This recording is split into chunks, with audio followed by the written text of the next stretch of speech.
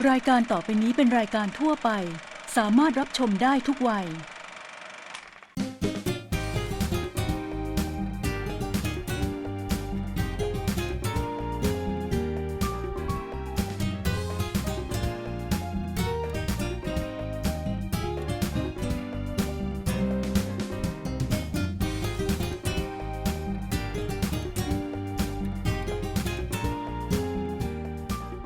บทเรียนของเราในวันนี้นะครับเป็นบทเรียนหวานๆที่รสชาติประกอบไปด้วยรสชาติของไข่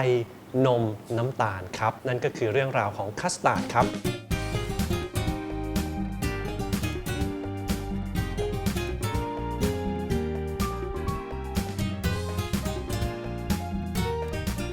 เวลาที่ผมพูดถึงคัสตาร์ดนะครับหลายๆคนก็อาจจะคิดถึงซอสวานิลาใสๆที่ราดบนเค้กหรือผลไม้ขนมหวานต่างๆที่คุณโปรดปรานนะครับบางคนก็อาจจะคิดถึงคัสตาร์ดพุดดิ้งที่อยู่ในรูปแบบของคาราเมลคัสตาร์ดอยู่ในรูปแบบของแครมบูเล่นะครับหรืออาจจะเป็นคัสตาร์ดที่ลักษณะเหมือนมูสเบาๆที่เราเจอในเอแคลร์เจอในชูครีมนะครับทุกอย่างถูกต้องหมดครับเป็นคัสตาร์ดเพราะว่าคัสตาร์ดมีหลากหลายรูปแบบวิธีทำจะเหมือนกันไหมส่วนประกอบแตกต่างกันอย่างไรง่ายยากทุกอย่างอยู่ในบทเรียนวันนี้ครับสำหรับคัสตาร์ดตัวแรกที่เราจะมาเรียนรู้กันนะครับมีชื่อเป็นภาษาฝรั่งเศสว่าแครมองแกลสครับแครมก็มีความหมายเป็นภาษาอังกฤษว่าครีมนั่นเองนะครับตัวนี้ก็คือ English cream นั่นเองครับส่วนประกอบของแครมองแกลสที่สำคัญเนี่ยนะครับมีแค่3อย่างเท่านั้นเองอย่างแรกก็คือไข่นี่แหละครับแต่เราจะไม่ใช้ทั้งฟองนะครับเราจะใช้แต่ไข่แดงเท่านั้นเราใช้ไข่แดงเป็นจำนวน3ฟองต่อนม1ถ้วยตวงนะครับนอกจากนั้นก็จะมีสารให้ความหวานซึ่งเราจะใช้น้ำตาลทรายนะครับสำหรับน้ำตาลทรายเราใช้70 กรัมครับถ้าเราต้องการหวานมากเราก็สามารถเพิ่มได้ประมาณ10 กรัมหรือเราต้องการหวานน้อยก็ลดได้ประมาณ10 กรัมเช่นเดียวกันครับแคมรองแกลสโดยทั่วไปนะครับเราจะคุ้นเคยกับการที่เอามาราดหน้าขนมครับดังนั้นนะครับรสชาติที่มักจะใส่เข้าไปในตัวแคมรองแกลสก็คือรสชาติของวานิลานั่นเองครับเดี๋ยวเรามาเริ่มต้นทำกันเลยนะครับก่อนอื่นเราก็ต้องแยกไข่ครับหลังจากที่เราได้ไข่แดงแล้วนะครับเราก็จะใส่น้ำตาลทรายลงไปครับสูตรของผมก็คือนม1ถ้วยไข่แดง3ฟองน้ำตาลทรายเราใช้อยู่ที่70 กรัมครับเวลาที่เราใส่น้ำตาลทรายลงไปแล้วนะครับอย่าทิ้งไว้นะครับเพราะว่าตัวน้ำตาลเนี่ยจะทำให้ผิวของไข่แดงแห้งนะครับแล้วก็สุกดังนั้นเราต้องตีให้เข้ากันทันทีครับเราตีให้สีอ่อนลงเล็กน้อยครับผมประมาณ1 นาทีครับวานิลามีหลายรูปแบบนะครับรูปแบบที่มาในรูปแบบของน้ำนะครับก็จะมีวานิลาที่เป็นแบบสกัดนะครับจะมีส่วนผสมของแอลกอฮอล์อยู่ด้วยแต่แบบที่เป็นสังเคราะห์นะครับจะไม่มีส่วนประกอบของแอลกอฮอล์นะครับนอกจากนั้นนะครับก็จะมีแบบที่เป็นฝักนะครับซึ่งเวลาที่เราใช้เนี่ยเราจะใช้มีดกรีดลงตรงกลางฝักนะครับเปิดด้านในจะมีเมล็ดอยู่มากมายนะครับหลังจากนั้นเราก็ใช้หลังมีดเนี่ยกรีดเมล็ดออกมาแล้วก็ใส่ลงไปในนมนะครับนำไปต้มเล็กน้อยให้มีกลิ่นหอมของวานิลาแต่เพื่อความสะดวกนะครับวันนี้ผมจะขอใช้เป็นวานิลาสกัดนะครับเราใส่ลงไปประมาณ1 ช้อนชาครับผมถ้าเราใช้แบบเป็นฝักก็เทียบเท่ากับประมาณครึ่งฝักนะครับละพอสีอ่อนลงเล็กน้อยประมาณนี้นะฮะในขนาดเดียวกันเนี่ยนะครับผมเอานมเนี่ยไปตั้งไฟไว้แต่ใช้ไฟอ่อนๆครับตอนนี้นมของผมก็ใช้ได้แล้วครับเราจะสังเกตจากขอบหม้อนะฮะมันจะมีฟองอากาศเล็กๆเสร็จแล้วนะครับเราก็เอามาผสมกันครับให้เอานมใส่ไข่เพราะว่าถ้าเกิดเราเอาไข่ใส่ลงไปในนมเนี่ยครับไข่มันจะสุกเป็นก้อนๆครับหยุดครับสาเหตุที่ผมไม่เทหมดเพราะอะไรครับปกติแล้วหม้อของเราเขาจะมีอมความร้อนอยู่ใช่ไหมครับถ้าเกิดเราเทหมดเนี่ยก้นหม้อจะแห้งครับแล้วก็จะทำให้นมเนี่ยเป็นก้อนๆเพราะว่าเราจะเอาส่วนผสมทั้งหมดเนี่ยครับเทกลับใส่หม้อครับผมผสมกันอีกครั้งหนึ่งนะครับแล้วก็นำไปตั้งไฟในการตั้งไฟนะครับเราจะไม่ใช้ไฟสูงมากครับอุณหภูมิที่เราต้องการเนี่ยอยู่ระหว่าง70 ถึง 85 องศานะครับยิ่งสูงตัวคัสตาร์ดของเราก็จะยิ่งมีความหนานะครับระหว่างที่ผมคนนะครับตอนแรกเนี่ยฟองบนผิวจะค่อนข้างเยอะเมื่อเขาร้อนขึ้นฟองจะค่อยๆหายไปเราจะรู้ได้ไงครับว่าเจ้าซอสวานิลาหรือแครมองแกลสของเราใช้ได้แล้วนะครับง่ายๆครับดูที่ตัวช้อนนะครับนี่นะครับตอนนี้เคลือบหลังช้อนแล้วถ้าเกิดเราใช้นิ้วกรีดลงไปตรงกลางช้อนนะครับเขาจะทิ้งรอยไว้ใช้ได้แล้วครับผมหลังจากนี้นะครับเดี๋ยวผมจะทำให้เย็นลงครับผมมีชามน้ำแข็งนะฮะใส่น้ำไปเล็กน้อยกรองครับ ชามของผมนะฮะข้างล่างมีน้ำแข็งอยู่นะครับเพื่อหล่อให้เขาเย็นตัวลงอย่างรวดเร็วแล้วเราก็จะกรองซอสครับ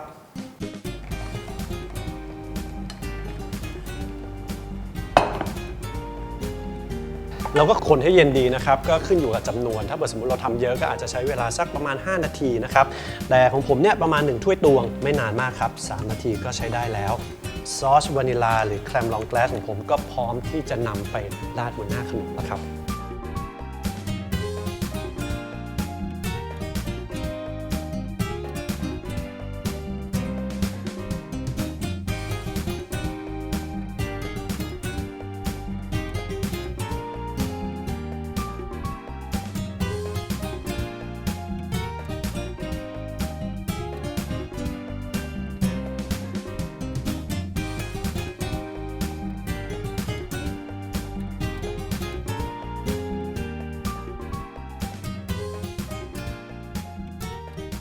แครมองแกลสตัวเดียวกันเนี่ยนะครับกับที่เราใช้ราดหน้าขนมเมื่อกี้เนี่ย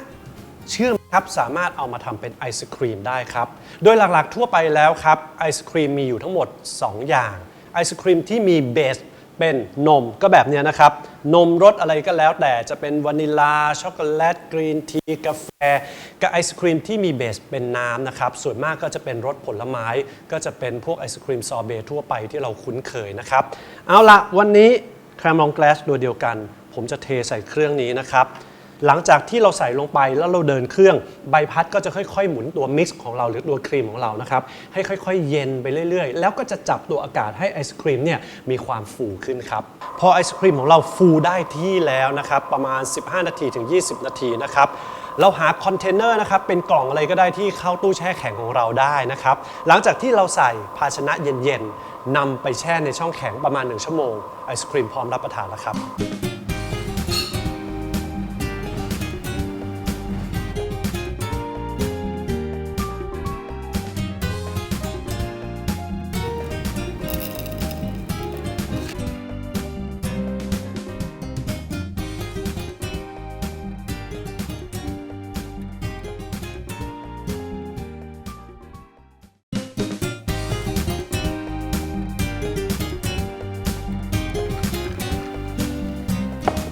นอกจากไอศครีมแล้วนะครับตัวแครมองแกลสนะครับเรายังสามารถนำมาดัดแปลงเป็นของหวานที่มีลักษณะเนื้อคล้ายพุดดิ้งอีกตัวนะครับขนมตัวนี้มีชื่อว่าแครมบาวาลอสครับหรือบางคนก็จะเรียกสั้นๆนะครับว่าบาวาลอสครับสำหรับส่วนประกอบนะครับเหมือนกับแครมองแกลสทุกอย่างครับถ้าเราต้องการเป็นรสวานิลาก็ใส่วานิลาลงไปนะครับหรืออยากจะเป็นรสอย่างอื่นเช่นรสกาแฟก็ใส่ผงกาแฟลงไปนะครับแต่พอถึงขั้นตอนก่อนที่เราจะนำไปตั้งไฟแล้วก็คนให้เคลือบหลังช้อนนะครับเราจะต้องอาศัยตัวช่วยอีกตัวหนึ่งนะครับนั่นก็คือเจลาตินครับในการใช้เจลาตินเราจะต้องนำไปแช่ในน้ำให้ตัวแผ่นเจลาตินบวมซะก่อนซึ่งเขามีศัพท์เรียกว่าบูมเจลาตินนะครับคือการทำให้ตัวของเจลาตินเนี่ยพองตัวขึ้นและเนื่องจากว่าเจลาตินนะครับเวลาที่เขาอยู่ที่อุณหภูมิห้องประมาณสัก27องศาหรืออะไรเงี้ยนะครับก็ละลายได้แล้วดังนั้นการแช่น้ำเนี่ยครับเราจะแช่น้ำอุณหภูมิห้องไม่ได้ครับเราต้องแช่น้ำเย็นจัดแช่จนนุ่มนะฮะนุ่มแค่ไหนเดี๋ยวเรากลับมาดูสำหรับตัวแครมลองแกลสประมาณ1ถ้วยกว่าสูตรของเราเนี่ยนะครับเราใช้เจลาติน4แผ่นครับส่วนเจ้าตัวนี้เดี๋ยวผมจะนำกลับไปตั้งไฟแล้วก็ใช้ช้อนไม้คนให้เคลือบหลังช้อนเหมือนเดิมครับเอาละครับ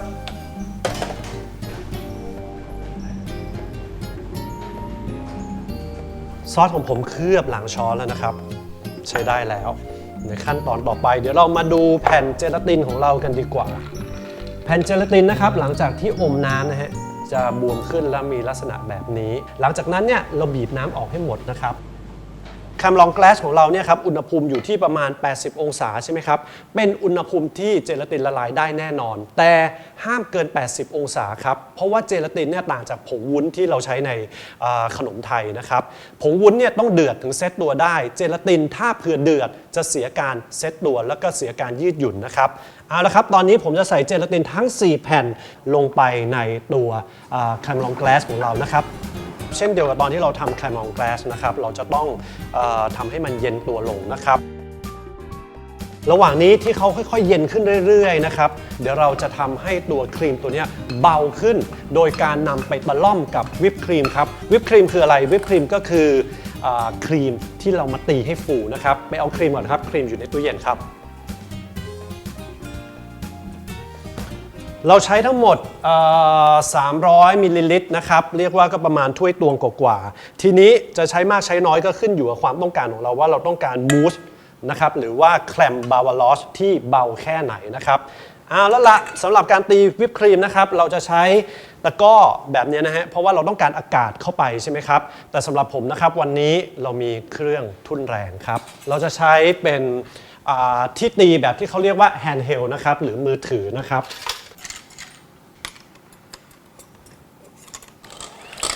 การตีวิปครีมนะครับเราจะตีให้ตั้งยอดอ่อนๆครับตั้งยอดก็คือการที่ว่าเวลาเราดึงขึ้นมานะฮะ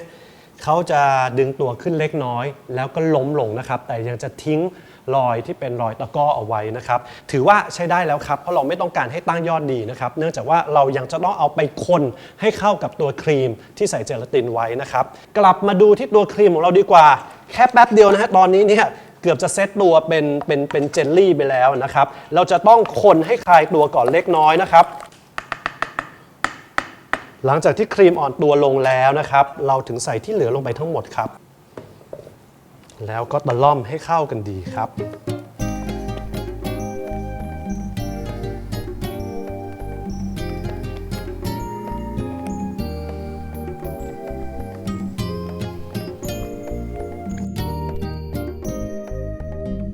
นำไปแช่เย็นนะครับประมาณ20นาทีนะครับก็พร้อมที่จะรับประทานแล้วครับ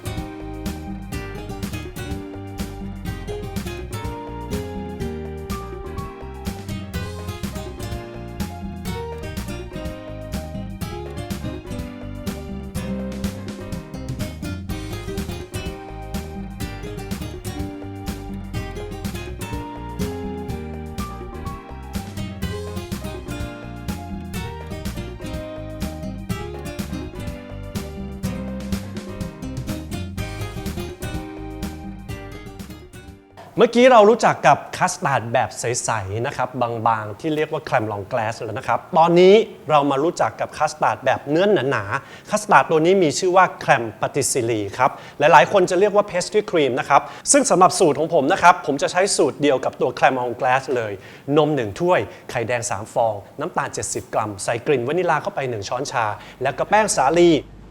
แล้วก็แป้งข้าวโพดครับอย่างละ5กรัมครับสำหรับแป้งสาลีนะครับก็จะให้ตัวบอดี้นะครับส่วนแป้งข้าวโพดเราใส่ลงไปให้น้ำเนี่ยมีความเหนียวแล้วก็ใสดังนั้นคัสตาร์ดของเราจะต้องมีทั้งตัวเนื้อทั้งตัวความเหนียวเราถึงจะใส่ทั้งแป้งข้าวโพดและแป้งสาลีอย่างละครึ่งครับ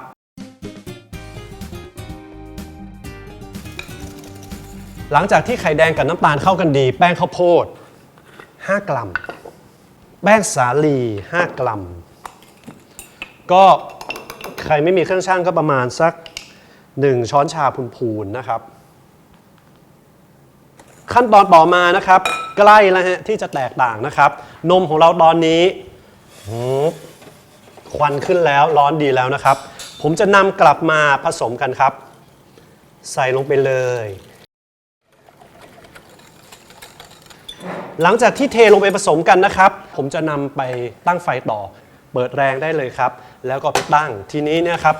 เวลาที่เราคนเนี่ยนะครับเราใช้ตะกร้อลงไปคนในหม้อดังนั้นข้อควรระวังหม้อที่เราใช้ต้องเป็นสเตนเลสนะครับอย่าใช้อลูมิเนียมถ้าเผื่อเราใช้อลูมิเนียมเวลาที่เราคนไปเนี่ยครับเราจะได้คัสตาร์ดสีเทาครับเพราะว่าสีของอลูมิเนียมมันจะหลุดออกมาด้วยนะครับ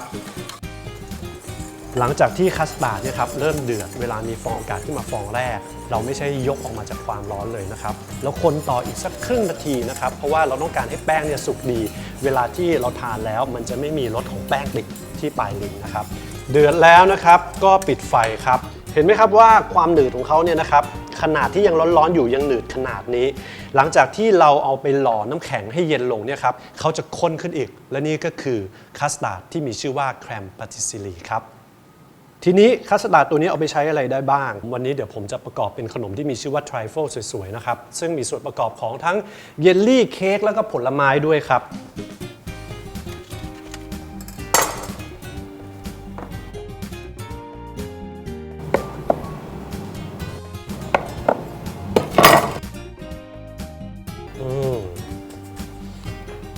ห็นแก้วใสๆสวยๆนะครับเพราะว่าเวลาที่เราทำทริฟเฟิลเนี่ยครับเราต้องเห็นชั้นของเขา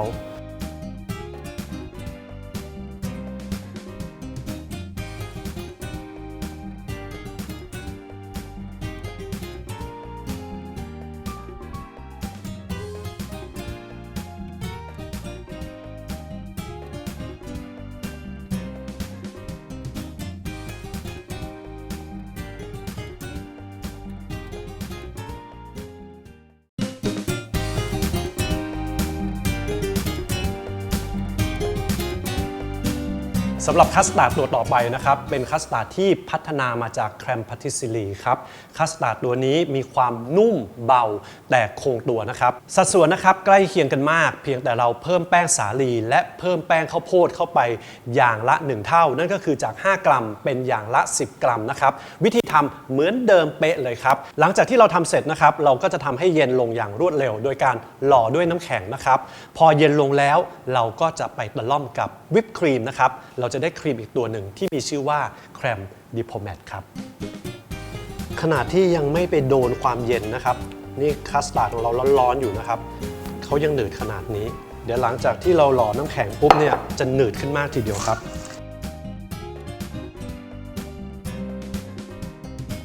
เอาละครับตอนนี้นะครับเราก็ได้แครมปาติสซิลีซึ่งมีความหนืดซึ่งถ้าเผื่อสมมุติว่าเรารับประทานเฉยๆคงจะเหนียวเกินไปดังนั้นเราจึงมีวิปครีมที่ตีตั้งยอดอ่อนดีแล้วนะครับเอาลงไปผสมครับตะล่อมเบาๆนะครับโดยที่ว่าเราอย่าเพิ่งใส่ลงไปหมดทีเดียวไม่งั้นมันจะคนแล้วเข้ากันยากครับถ้าเราชอบให้หวานมากขึ้นนะครับเราสามารถใส่ไอซิ่งลงไปตีกับตัวครีมของเราได้นะครับวันนี้ผมจะนำมาประกอบเป็นขนมที่ทุกคนหลงรักนะครับนั่นก็คือชูครีมครับผมอบแป้งชูไว้เรียบร้อยแล้วเมื่อกี้ยังเหนียวอยู่นะครับตอนนี้กลายเป็นนุ่มเบาแล้วครับ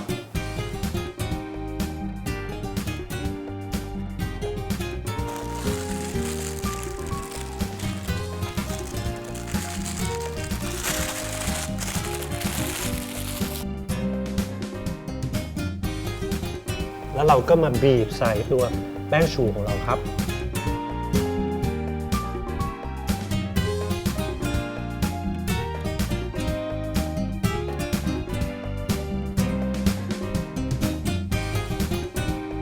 และนี่ก็คือผลิตผลที่ปรับปรุงแล้วก็พัฒนาขึ้นมาจากแครมพาติสซิลีนะครับกับแครมดิโพแมตที่อยู่ในแป้งชูครับ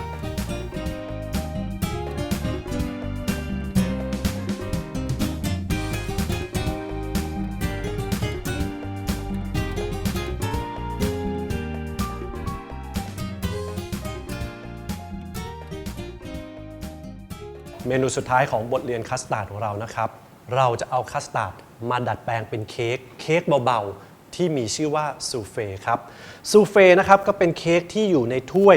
ยลักษณะนี้ครับเป็นถ้วยแบบโพร์ซิเลนก็คือว่าต้องเข้าเตาอบได้นะครับเขาเรียกว่าแรมิกินครับการที่จะทำให้เค้กฟูขึ้นมาได้นะครับแล้วฟูขึ้นมาอย่างตรงๆเราจะต้องทาเนยรอบๆครับถ้าเผื่อเราไม่ทาเนยเนี่ยตัวเค้กเขาก็จะติดใช่ไหมครับก่อนอื่นนะครับเราเอาเนยที่นุ่มๆนะครับมาทาในพิมพ์ให้ทั่วครับผมทาที่ก้นพิมพ์นะครับแล้วก็ด้านข้างด้วยลักษณะนี้นะครับเคล็ดลับของการทำซูเฟ่เนี่ยนะฮะต้องทาเนยให้ทั่วจริงๆในขั้นตอนนี้นะครับเราสามารถเตรียมไว้ก่อนได้ถ้าเราเตรียมไว้ก่อนเราทาเนยเสร็จเราไปแช่ตู้เย็นครับเวลาที่เนยไปโดนความเย็นอีกครั้งหนึ่งใช่ไหมครับเขาก็จะแข็งตัวก็คุมรอบแก้วได้อย่างดีทีเดียวครับสำหรับคัสตาร์ดที่เราจะเอามาใช้ทำซูเฟ่นะครับก็เป็นคัสตาร์ดตัวเดียวกับที่ทำแครมดิโพแมตเปียบเลยนะครับถ้าเป็นแครมดิโพแมตใช่ไหมครับเราก็จะเอาไปผสมกับวิปครีมที่ตีขึ้นมาแล้วแต่สำหรับการทำซูเฟ่เราจะใช้ไข่ขาวที่เมื่อกี้เราแยกไว้แล้วครับนะฮะในสูตรของผมมีไข่แดง3ฟองไข่ขาว3ฟองอยู่ตรงข้างหน้านี้แล้วนะครับเดี๋ยวเราจะไปตีให้ฟูขึ้นมาโดยตีกับน้ำตาลไข่ขาวตีกับน้ำตาลเขาเรียกว่าเมอแรงครับเอาไข่ขาวนะครับมาใส่ชามผสมนะครับ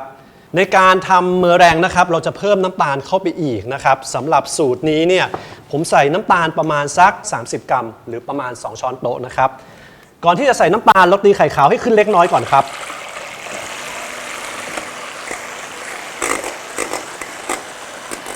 ไข่ขาวฟูขึ้นแล้วเล็กน้อยนะครับน้ำตาลครับ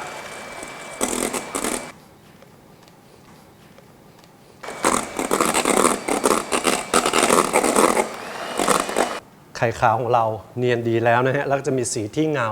ตั้งยอดเป็นปลายแหลมเชียวนะฮะหลังจากนั้นเราเอาทั้ง2อย่างมาผสมให้เข้ากันครับเสร็จแล้วนะครับใส่ไข่ขาวลงไปนิดเดียวก่อนครับบาล่อมครับคนฝรั่งเศสนะครับเขาจะมีสำนวนเป็นภาษาฝรั่งเศสนะฮะเขาบอกว่าเราต้องรอซูเฟ่แต่ซูเฟ่ไม่รอเราเหตุผลเพราะอะไรรู้ไหมครับซูเฟ่หลังจากออกมาจากตู้เนี่ยเขาจะฟูให้เราอยู่ประมาณแค่ 2-3 นาทีแล้วเขาจะแฟบแล้วครับเพราะฉะนั้นเรารอเขาไม่รอเราต้องรีบรับประทานครับเวลาที่เราจะใส่ลงไปในถ้วยนะครับเราทิ้งดิ่งลงไปสูงๆครับเนื่องจากอะไรถ้าเราใช้ช้อนตักใช่ไหมครับตักลงไป1ช้อนตักลงไป1ช้อนมันอาจจะเกิดฟองอากาศที่อยู่ระหว่างแต่ละช้อนนะฮะเวลาที่ฟูขึ้นมาเนี่ยเค้กเราจะแหว่งดังนั้นเราทิ้งตัวสูงๆเลยครับอย่างนี้ครับให้มีน้ำหนักไหลลงไปนะครับหลังจากที่ใส่ลงไปแล้วนะครับเราแท็บนิดนึงครับแท็บยังไงได้ทั้งหมด3ถ้วยนะครับแปลว่าถ้วยไซส์ที่ผมใช้เนี่ยก็เรียกว่าไข่1ฟองต่อ1ถ้วยคำนวณง่ายมากเตาอบของผมพร้อมแล้วนะครับก่อนเข้าอบนะฮะเราใช้นิ้วกรีดรอบๆนิดหนึ่งครับอันนี้เป็นเทคนิคนะครับที่จะทำให้ซูเฟ่ขึ้นได้ง่ายครับแล้วล่ะนำเข้าอบนะครับสำหรับเวลานะครับก็อยู่ที่ประมาณสัก 10-12 นาทีแล้วแต่ขนาดถ้วยด้วยถ้าเผื่อเราทำถ้วยเล็กก็อาจจะ8นาทีนะครับไซส์นี้12 นาทีแน่นอนครับ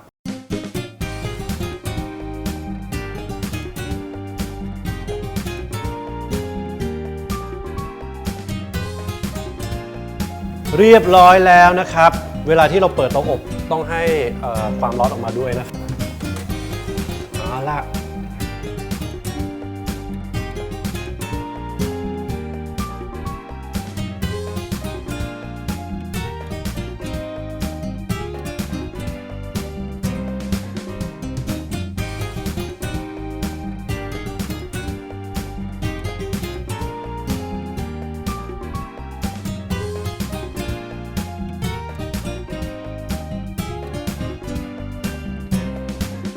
การประยุกต์หรือการดัดแปลงอาหารนะครับเป็นการพัฒนาเมนูของเราให้มีความหลากหลายและสนุกสนานมากขึ้นนะครับอย่างเมนูที่ผมนำมาฝากในวันนี้จะเห็นว่า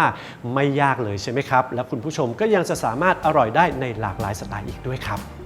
และสำหรับคู่มือรายละเอียดการเรียนการสอนในวันนี้นะครับคุณผู้ชมนักเรียนสามารถดาวน์โหลดออนไลน์ได้ตามรายละเอียดดังนี้เลยครับ